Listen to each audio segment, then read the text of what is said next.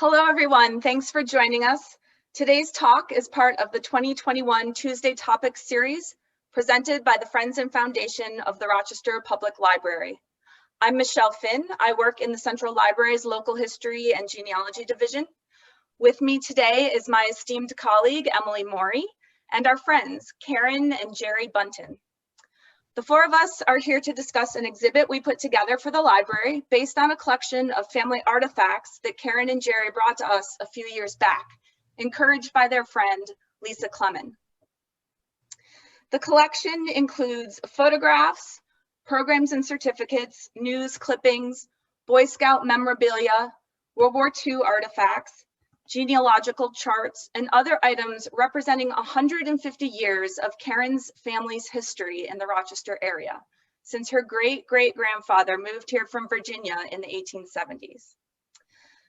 So Karen and Jerry, when we first discussed the significance of this collection and the stories that we wanted to tell from it, the two of you mentioned to me that one of the things you wanted to convey was that the Dinkles are, quote, just an ordinary family that moves along.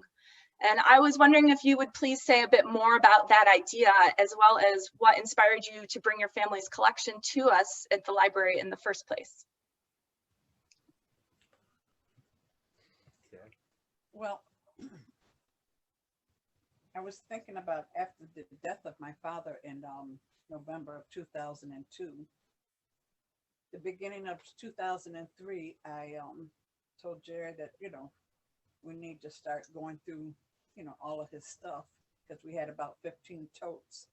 And so, we started, but then we thought about Lisa. I said, Lisa would be good for this and, to help us, and so forth. So anyhow, to make a long story short, she was more than willing to come over and help us with that. And then it was her idea to share it with the library.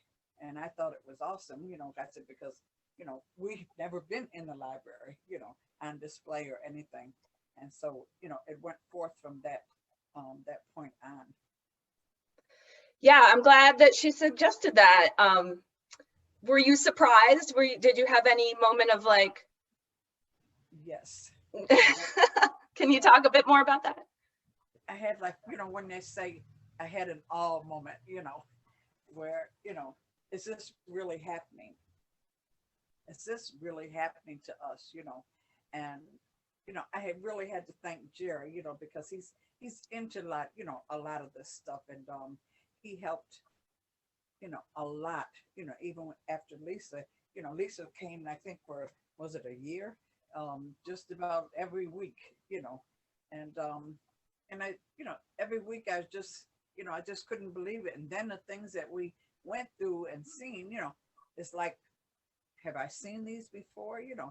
And I've never paid any attention to it. Did my father get all of these awards when he was in the Scouts or when he was in the Army, and so forth. So yes, I definitely had an awe moment. I think we both did. Jerry, do you want to add anything to that? Well, it was just good to see the exhibit, because normally when you see exhibits at the library or in public educational places, it's usually about people who are in the news and people who are famous and everything. And here we had an ordinary family who, through their just living every day, showed a lot of leadership in the community, and they helped a lot of people. And that's one of the things we have to do, is we have to look to the people that are in our own homes, instead of looking for heroes that are made by the media or whatever. It's those that provide the service without all the fanfare, whether it's organizing a Boy Scout troop in an inner city neighborhood, or whether it's simply serving their country in various ways. So also, it validated my inability to throw anything away. Fair enough. So yeah, thank you both for that. I feel like that theme of ordinariness and sort of extraordinariness in the ordinariness hits at the heart of this exhibit. So I really appreciate you fleshing that out for us. This idea that because the Dinkles were average, everyday people, as we've chosen for the title of the exhibit, we're able to see ourselves and our own families reflected in their experiences in a way that we don't necessarily do when it is those loftier figures as we're used to thinking of them and seeing them. And that these everyday people are also shaping history. They are the history makers just as much as the people out in the spotlight. And their experiences are intersecting with key moments in American history. And so some examples of that intersection come from the family's collection. You can see John Dinkle's life after moving from Virginia to Western New York gives us a sense of what Northern migration might have entailed for the many African Americans who left the South in the wake of the Civil War. John's daughter, Irene, moved from the rural area of Wheatland into the city of Rochester at a time when the country's identity was similarly shifting from rural to urban. And Irene's son, Jonathan Theorius, made local headlines for his athletic accomplishments in an era when American reformers were stressing public health and fitness. So these things that the family was doing and experiencing just by living their lives are reflecting this wider history that we find in our textbooks. And so I think that's really part of the value of this as well. The Dinkles are these average, relatable people, and they help us to understand what life was really like at these moments in time. And more specifically, they help us to understand what life was like for African Americans at these moments in time. Since conventional narratives have centered and continue to center the experiences of white people for the most part, the family's race adds another layer of significance to the stories that this collection reveals to us. Rather than being marginalized, the Dinkle family's experiences and the history that they reflect are now front and center. Thanks to you two, Karen and Jerry, and Lisa, for bringing them to our attention. So you've helped us expand the historical narrative in a really important way and deepen our understanding of the past. So we owe you a lot for that. Thank you. Thank you. Thank you for putting the Yes, exhibit together. that's awesome. Now we'd like to turn a bit to the neighborhood where the Dinkles lived for many, many years. So the Dinkles settled in the 3rd Ward, which is the neighborhood we now call Cornhill, back in the 1930s. And this was Rochester's oldest African-American neighborhood. It was where Reverend Thomas James established the first Black church in the city, Memorial AME Zion.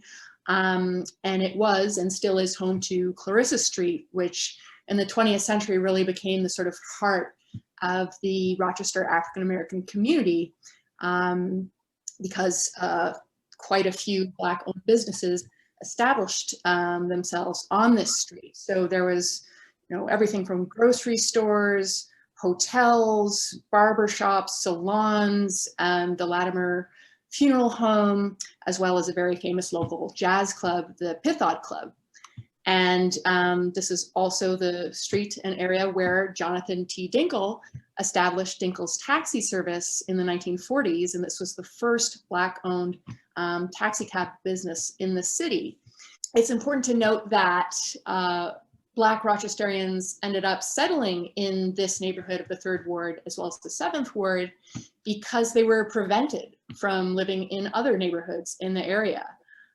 Both state and federal housing laws and real estate practices basically legalized housing segregation in the 20th century.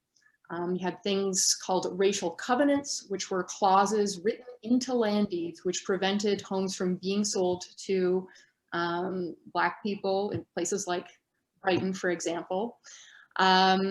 Also, banks at the time were less likely to provide home loans to folks wanting to buy homes in neighborhoods that were majority Black, because these were deemed areas that were risky for insuring mortgages. So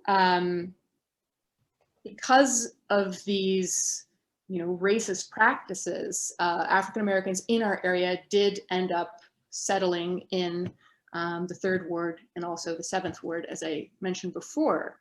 But though they were geographically restricted by these racist practices, local African Americans nevertheless created thriving communities in places like the 3rd Ward.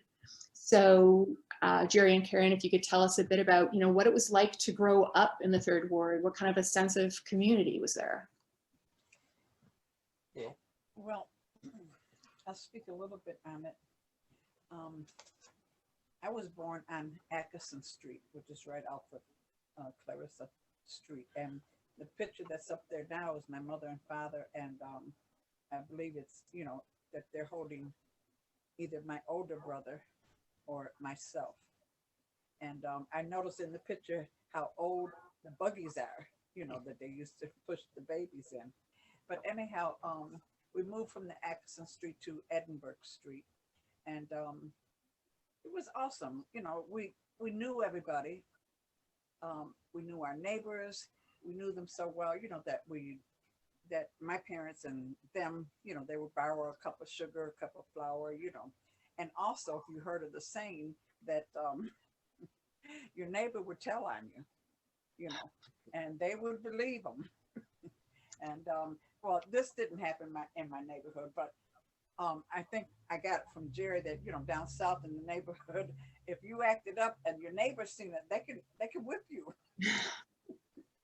and then send you home and tell your parents. But anyhow, it was, it was just awesome. And to look back at it, I really enjoyed coming up, at that time. We lived in a double house, and it was next to my aunt, which was my mother's sister, and her husband and 2 girls.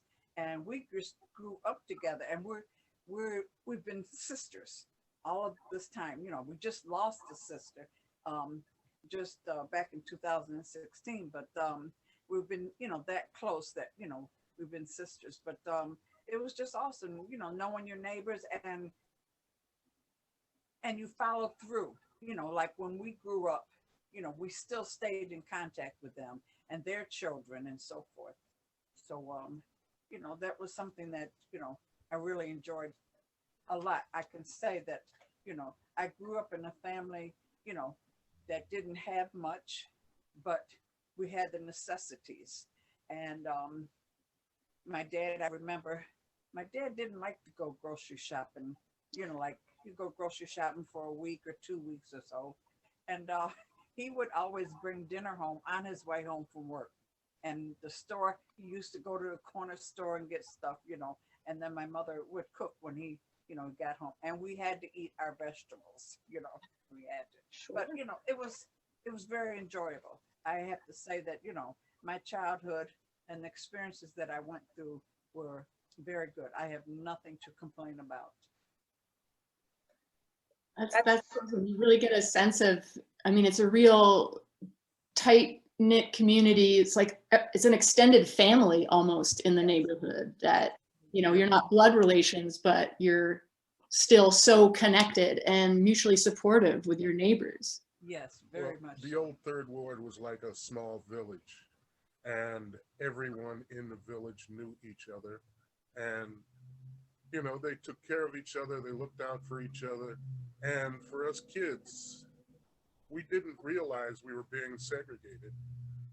We just knew that we were around all of our friends, our classmates. The school was right down the street.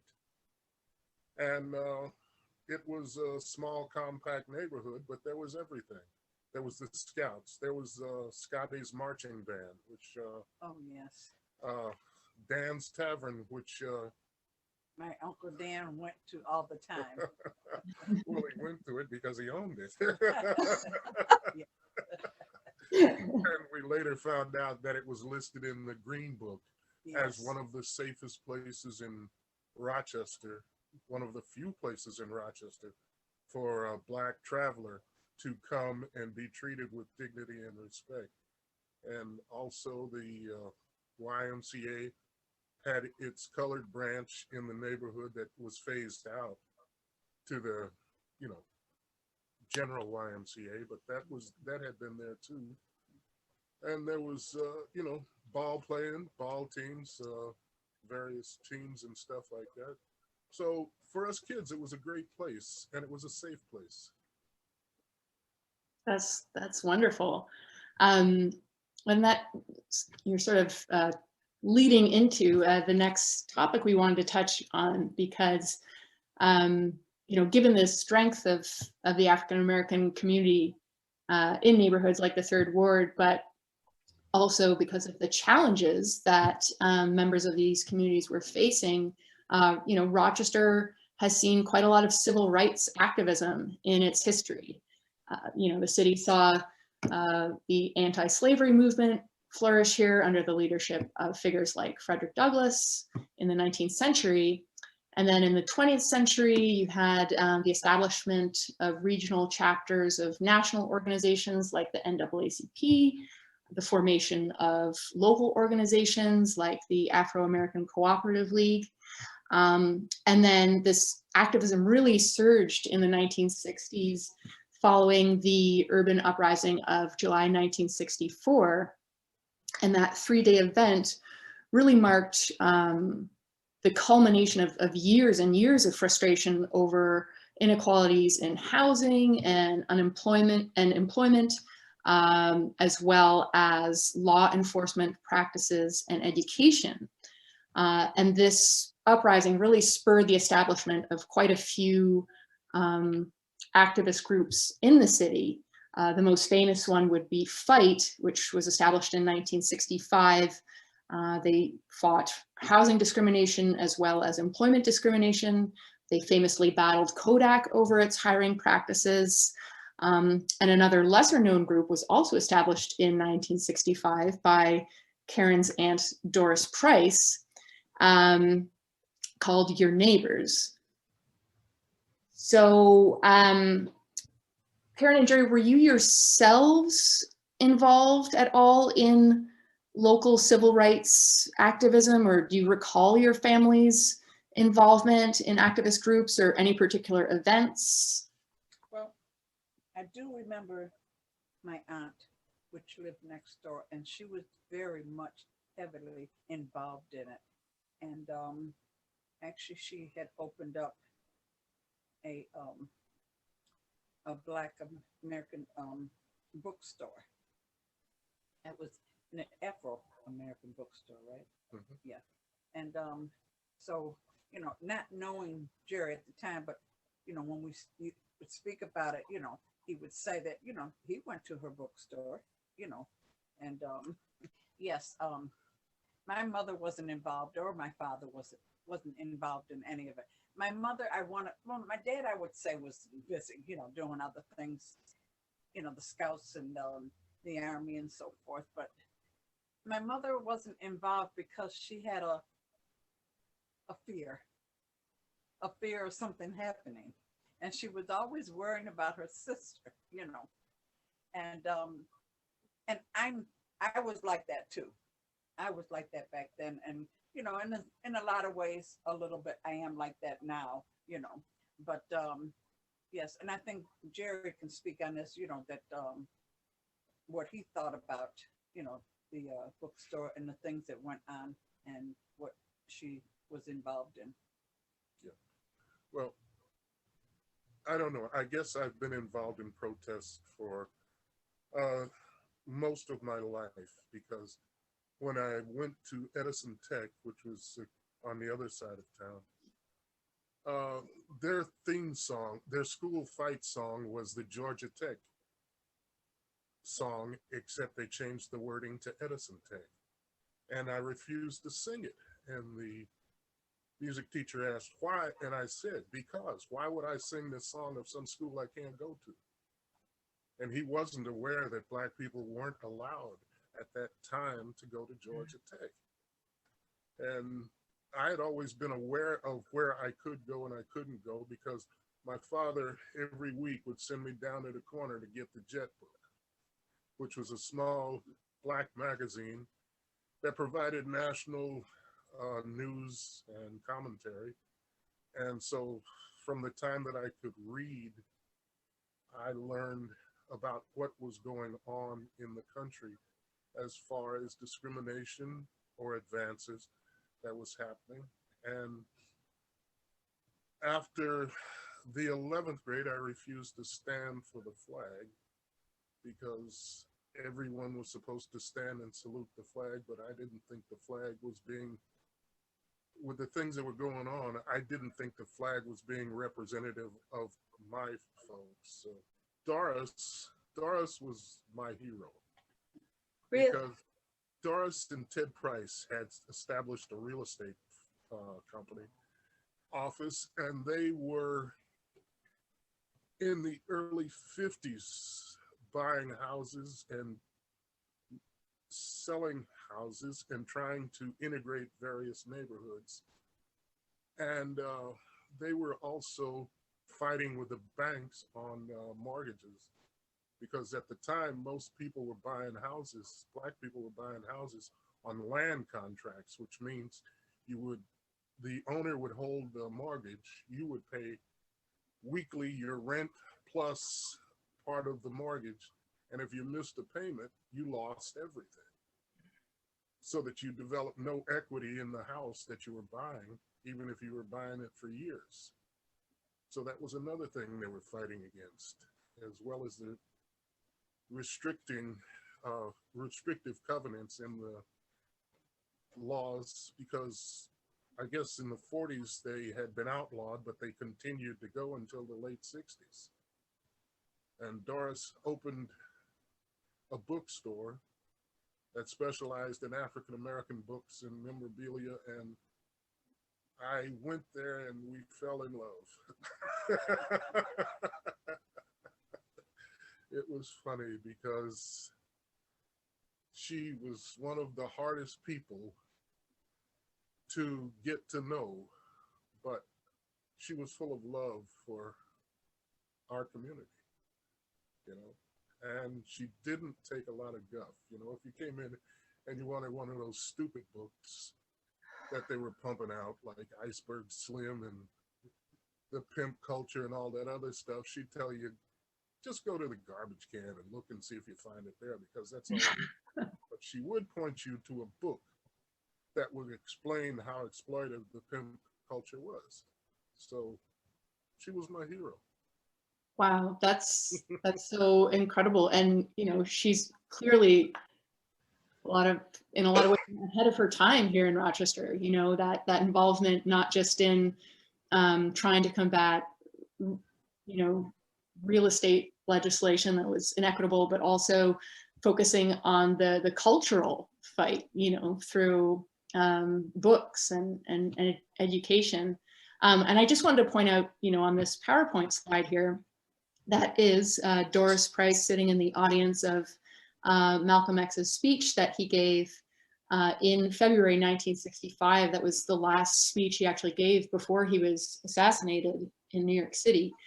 Were either of you at that talk by any chance? No, I was trying to get to New York. It was funny. I was trying to make enough money to get to New York to get to the mosque to hear Malcolm X, and he was next door to my future wife's house, because he was over at after the talk that they gave, he was over at Doris's house. Wow. I found out later. But and sitting, if I may say, sitting next to my aunt is Constant Mitchell. yeah, that's Connie Mitchell. Wow. Yeah, we were my family and Doris's family, you know, they were very good and close friends. Matter of fact, I think she just passed away probably, you know, just a few years back. She was also well known, you know, in the neighborhood and in the community. And first member of the Old County Board of Supervisors, African American member of the Old County Board of Supervisors, which is the Monroe County Legislature now. Mm-hmm. I'm curious, actually, that other photo you had up a little bit ago with the march. Mm-hmm. So aren't these some familiar faces In the Yeah. front? The lady in the white trench coat is Muriel Dinkle. That's Karen's mother. Over there. So I was going to call you on that, Karen, because you said your mom wasn't terribly active, which I can appreciate that for the most part. I don't remember how they managed to get her, you know, to do it, but she did. And then in the striped coat on the right-hand side is Aunt Doris's daughter, Sandra, and she lives out in California. But yes, they were very much involved. You know, her two girls were involved, but they couldn't get our family much involved. Do you remember this march, though? No, I don't remember it. No. Yeah, it culminated down at the public safety building, and that's where other people from other parts of the Was that city. Solid March? Yeah. Mm-hmm. Does she have to have a permit for that one? She had the permit, had to get a permit from the city for the march itself. And actually, I have. Well, Jerry said you have it, but I was thinking about, you know, the permit that she had to have for that. And I said, Jerry, I said, it would be nice if we could just find that. But he said he thought maybe, you know, you had it, you know. We might. Yeah, we can look. We can look for that. Within that stuff that was that permit. And I thought that was awesome, you know, to still have that, you know. Mm-hmm. Absolutely. And just for the folks at home, the Silent March was in response to the assassination of Dr. Martin Luther King Jr. And that was a local protest march organized by members of the Dinkle family and their relatives that we're talking about with this photo.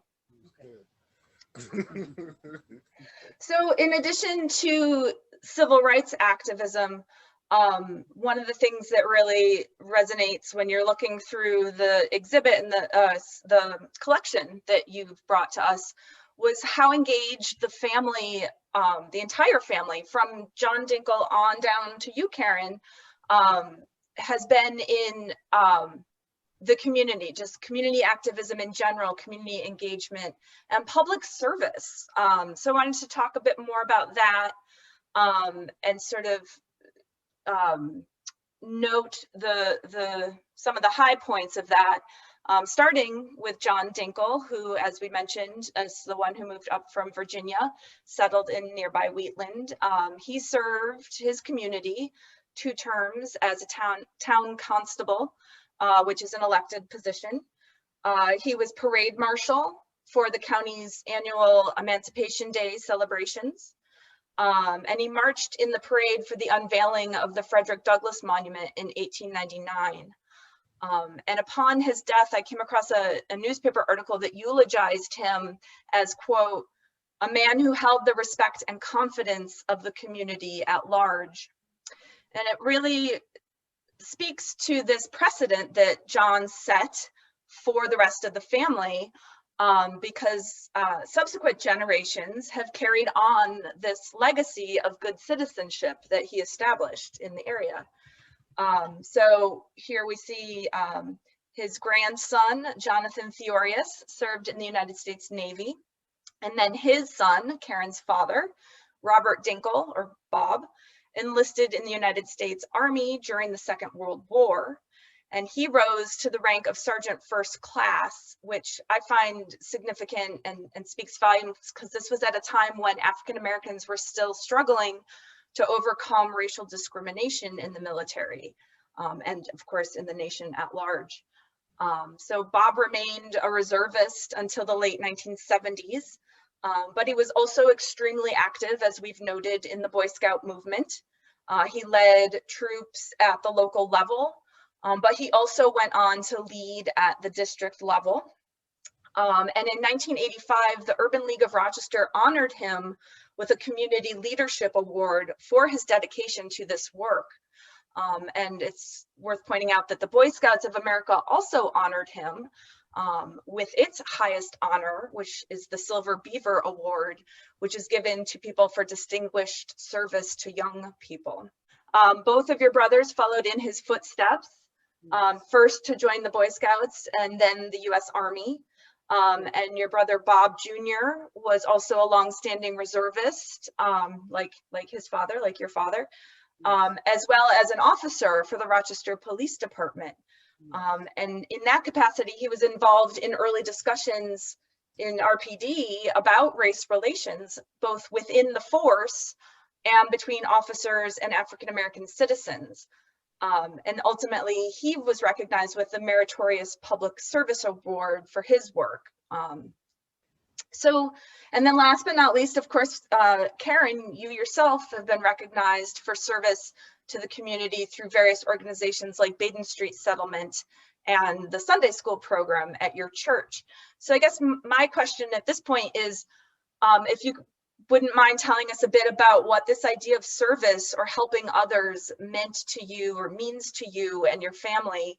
And was this something that you openly discussed and that your parents sort of told you was a value, or was it more of an unspoken value imparted from one generation to the next?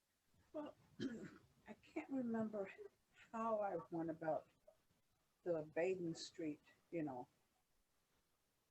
maybe just vaguely, my dad probably mentioned it to me, because with him being out in the working and so forth, and hearing about it, that I think he might have suggested it to me.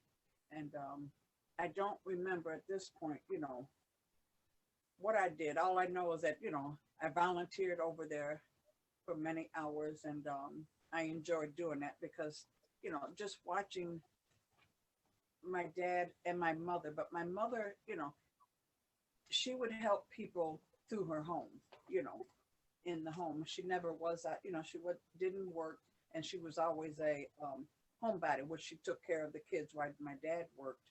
But that's work too. Yes. Yeah. And that's the hardest job, I can say. But just listening to them, as how I grew up, and I just grew up with thinking that I wanted to be a person that wanted to help others. And my goal was, I wanted to be a nurse. I didn't make it. I went to nursing school, but I dropped out because I was working and going to school at the same time, and it was just a little too much. But I could have gone back, but I didn't. But I say that I got close to it because I was a nurse's aide at a nursing home for about 7 or 8 years, and then I went to private duty and did private duty in the hospital, and then I did private duty in the home, and I took care of one lady for about 6 or 7 years, and so then after that, I came home and was the caregiver for, a few of my family members. Jerry and I both, caregived his parents, and then we caregived my parents, and then after that, we caregived my uncle, my father's brother, until he passed away, and then I did a little bit of caregiving to my aunt, my uncle's wife, until she went into a nursing home, which that took a lot of burden off of me. But I I was only the only relative she had here in the city, and so I was there all the time. She was there about 8 or 9 years before she passed away. She had a niece, her brother's child, that lived in New Jersey, but she came here, like every year, like 2 or 3 times a year to visit her. But so, that was my thing, being a caregiver, and, just wanted to take care of others, that's what my heart was all about. That's great. Jerry, did you want to add anything? Well, I was just going to say, it seems to be a family tradition on both sides that you extend a hand to people without strings attached. If you help someone, you help them. You don't expect something in return. You expect them to go on and help someone else. And that's basically the way both of us were raised. And, whether it carried over into community work or just in working with people in the community. It's like we help. And it's like one of the things that really bothers me now is with this coronavirus thing, we don't open our home to people like we used to. You know, if you needed a place to stay for a week, a month, or in some cases 20 years, you'd come on in the door. And so nowadays, we have, being the senior citizens that we have to be very careful of helping people because of the situation with the virus. And Sure. it all comes back to you. You know, I was saying to one of the persons that helps us, you know, I was saying how I wish I could be out there, you know, to help someone, you know. And what she was doing is that her and another friend of hers from her church, they had they started like it was called COVID-19 Ministries, and people that they would know, and even in their family that were older people and couldn't get out to the store, you know. So what they would do was they would collect they would go out and buy cleaning products, you know, like the wipes, Lysol wipes, the spray, the hand sanitizer, whatever it was, you know, and you didn't have to pay for it. And I just feel that, you know, may not be the same person, but it's coming back. You know, we have, besides her, we have about 2 or 3 other people that bring stuff by to us. It all comes back. If you think about it, you know, what you do, it's, how do I want to say it? The good that you do comes back many times. Yes, the good that you do comes back many times, you know, and you think about it, you know, because you know that at some point in time in life, not everyone, but they're going to need a helping hand, you know, and you feel that, you know, not that you do it for that reason, but you just feel that, you know, the things that are being done for you, these things are coming back to you 100-fold. Yeah, that's beautiful. I like that idea that you get back what you put in. Mhm. All right, well, I wish we could stay and talk forever, but unfortunately we cannot. So I just want to thank you both for taking time to talk with us today. I always enjoy my conversations with you all, so I appreciate that you were able to do this with us. Thank you, Emily, for your involvement and help and excellent contributions to the exhibit as well as this presentation. And I wanted to remind the folks at home, our exhibit is still up. It's on display on the 2nd floor of the Rundell Memorial Library building. So when you're able to visit us again, please, we strongly encourage you to come by and see it. It's really good. Many thanks to everybody for joining us, for tuning in. That's all. And we'd like to thank you Yes. and Emily and the rest of the library staff Oh, yes. that took 2 minivan loads of stuff and turned it into something that was beautiful and Yes. educational. Yes, it was And beautiful. it was amazing to see all of that put together the way it was. And you guys did an incredible job. Because I didn't know that this would happen to my father's things. I really didn't. I just really thought that, you know, I'm going to have to get rid of these things. You know, I can't have them around forever. Because my thing is that if something happens to me or us together, that I don't want to leave the grandchildren or anyone else to clean this house out, because they're going to throw things away. And I'm so pleased that Lisa, you know, was in the position that she was in, that suggested that, and we followed through on it. And so now I feel, even with my things, I have a lot of my things in order that I might, you know, not that they have to go on display, but I might, you know, donate some of the things, you know, to the library. Well, definitely keep us in mind. We'll look forward to that. Well, also another upshoot of that was that people that came and saw the exhibit started to think about some of the stuff that they have stuffed in the attic. And they were saying, you know, I have pictures from that period and all these other things, and I think I better go look at this stuff, you know? I just want to put in there, Lisa had a big part in getting this started. She did. So thank you, Lisa. All right. And thank you too. And Yes. like I said, the entire library staff that worked on this. Yes. All right. You're welcome. You're welcome. Thank you.